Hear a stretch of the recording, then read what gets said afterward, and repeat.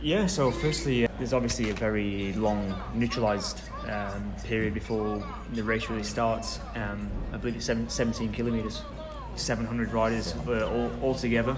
Yeah, it's quite a big difference in the level of some riders' abilities and confidence. And just as we were arriving towards the start of the end of the neutralised zone, there was a small crash in front of me, and I braked. I've stopped.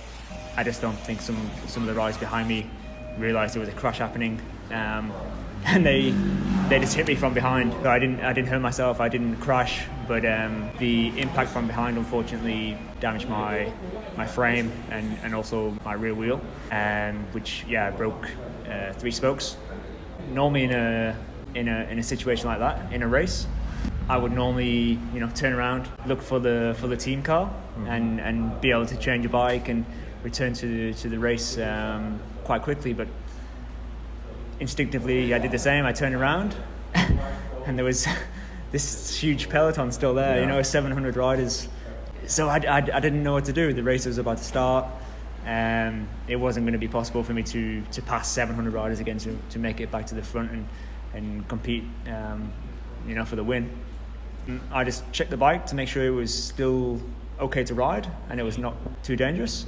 Yeah, it was not the safest of options, but I thought, hey, I've come all the way here to Taiwan to race the challenge. Already last year I wanted to come, but unfortunately had some issues before coming, so I need to continue now. I need to go to race. So I just set off again, and I had to chase back to the front group.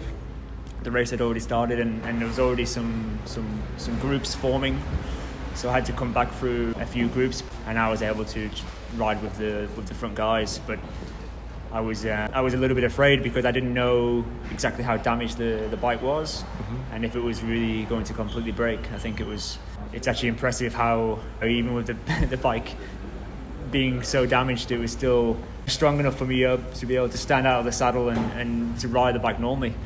Maybe half of the race, maybe 2 hours, our team car finally managed to catch us to the front group, but I think it was already too late. The race was already starting to explode. The pace was really on, and if I changed the wheel then, I think I would have been completely out of the race. So I decided, okay, I just need to try to stay in contact with the front guys for as long as possible, and that's what I did. I did my best to stay with the best guys, but it was hard work.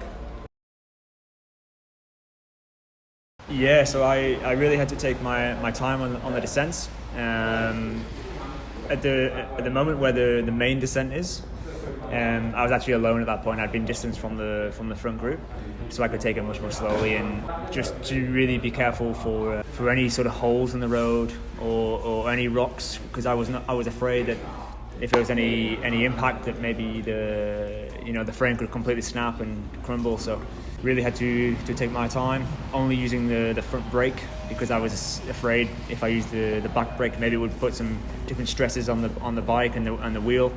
So I only descending only with the front brake, but I managed to get down safely. So that's what counts the most.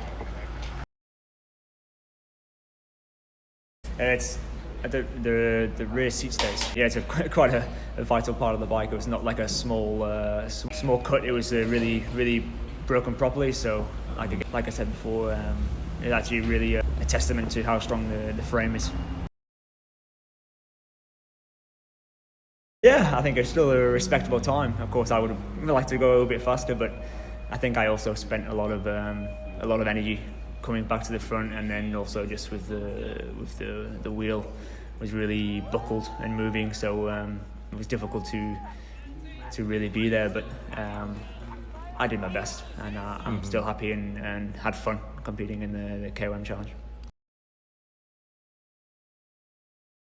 I mean, most of the advice that I was getting before the race was to wait and save yourself for the final 10 kilometers. And I still believe that's true now. It's really high altitude, already at the end of a really long climb, and it really kicks up. You turn away from the road, you take a different road, and it becomes much more steep and more narrow almost as well. But you are already at 3,000 meters, which is it's definitely the highest climb I've ever done in my life. So already with pain in the legs, you can't breathe and you're suffering. So really just look after yourself until the very final. Fuel, hydration, and just pace yourself until those final 10 kilometers, and then you can really use every last bit of energy you have to complete the challenge.